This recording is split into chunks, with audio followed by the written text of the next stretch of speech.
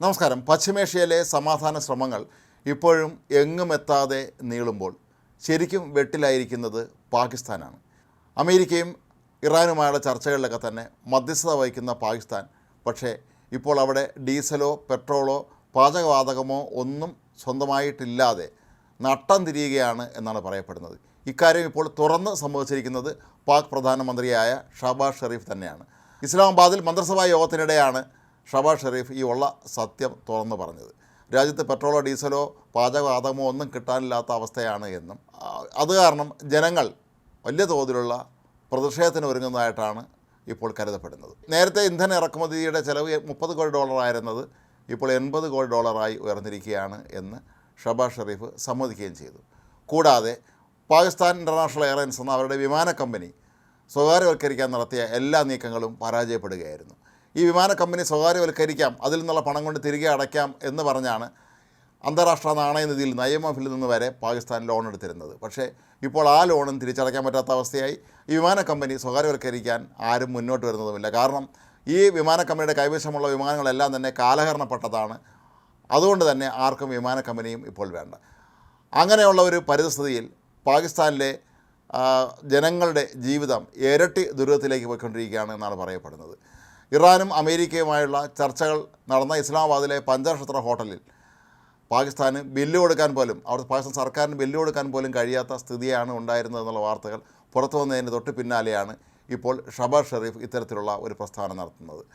ഇന്ത്യയുടെ കൈവശമാകട്ടെ അടുത്ത 60-70 ദിവസത്തേക്കുള്ള ക്രൂഡ് ഓയിൽ ശേഖരം ഇപ്പോഴുമുണ്ട്. പക്ഷേ പാകിസ്ഥാൻ്റെ അവസ്ഥ അതല്ല. ഇക്കാര്യം കഴിഞ്ഞ ദിവസം പാകിസ്ഥാനിലെ പെട്രോളിയം മന്ത്രി തന്നെ സമ്മതിച്ചിരുന്നതാണ്.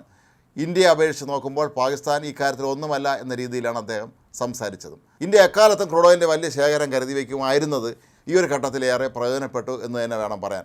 നമ്മുടെ അയൽ രാജ്യമായ ശ്രീലങ്കയ്ക്ക് അവിടെ ഇന്ധനത്തിൻ്റെയും പാചകവാതകത്തിൻ്റെയൊക്കെ കുറവ് വന്നപ്പോൾ ഇന്ത്യയാണ് അവരെ ഈ ഒരു ദുർഘട സ്ഥിതിയിലും സഹായിച്ചത് എന്നുള്ള കാര്യവും നമ്മൾ പ്രത്യേകം ഓർക്കേണ്ടതുണ്ട്. പക്ഷേ പാകിസ്ഥാനെ സംബന്ധിച്ചിടത്തോളം അവർക്ക് ഇന്ത്യയോട് ചോദിക്കാനും കഴിയുകയില്ല, നമുക്കവരെ സഹായിക്കാനും കഴിയില്ല.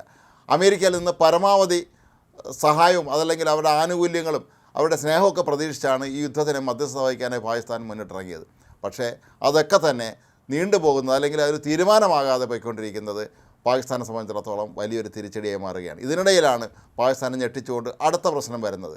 ആഗോള തീവ്രവാദ സംഘടനയായ അൽ-ഖ്വയ്ദ ഇപ്പോൾ പാകിസ്ഥാനെ കൈവിടുകയാണ് എന്നറിയിച്ചിരിക്കുകയാണ്. ഇതിൻ്റെ പ്രധാനപ്പെട്ട കാരണമായി അവർ ചൂണ്ടിക്കാട്ടുന്നത് പാകിസ്ഥാൻ അമേരിക്കൻ അനുകൂലിയായി മാറി എന്നുള്ളതാണ്.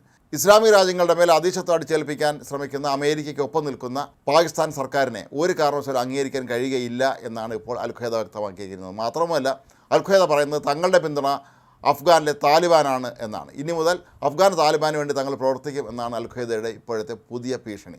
പാകിസ്ഥാൻ അഫ്ഗാനിസ്ഥാനും തമ്മിലുള്ള സംഘർഷം മൂർച്ഛിച്ചു വരുന്നൊരു സാഹചര്യത്തിൽ അൽ-ഖ്വയ്ദ പോലെയുള്ള ഒരു തീവ്രവാദ സംഘടന തങ്ങൾ അഫ്ഗാനിസ്ഥാനൊപ്പമാണ് എന്നും പാകിസ്ഥാനെ തങ്ങൾ തള്ളിപ്പറയുന്നു എന്നും പറയുന്നത് പാകിസ്ഥാനിലെ സർക്കാരിനെ സംബന്ധിച്ചിടത്തോളം ഞെട്ടിക്കുന്നൊരു കാര്യമാണ്. അൽ-ഖ്വയ്ദ ഒരു ഭീകര സംഘടനയാണ് എങ്കിൽ പോലും പാകിസ്ഥാന് താല്പര്യമില്ലാത്ത രാജ്യങ്ങൾക്ക് നേർക്ക് തീവ്രവാദ സംഘങ്ങളെ പ്രോത്സാഹിപ്പിക്കാനും ആക്രമണം നടത്താനും എല്ലാ സഹായം ചെയ്തു കൊടുക്കുന്നത് അൽ-ഖ്വയ്ദയാണ്. അങ്ങനെ അൽ-ഖ്വയ്ദയുടെ വിരോധം സമ്പാദിക്കുന്നത് തങ്ങൾക്ക് ഭാവിയിൽ കൂടുതൽ ദുരന്തം വരുത്തി വയ്ക്കും എന്നും പാകിസ്ഥാനിലെ ഭരണാധികാരികൾക്ക് നന്നായിട്ട് അറിയുകയും ചെയ്യാം. പക്ഷേ പാകിസ്ഥാൻ കടുത്ത സാമ്പത്തിക പ്രതിസന്ധിയിൽ തന്നെയാണ്.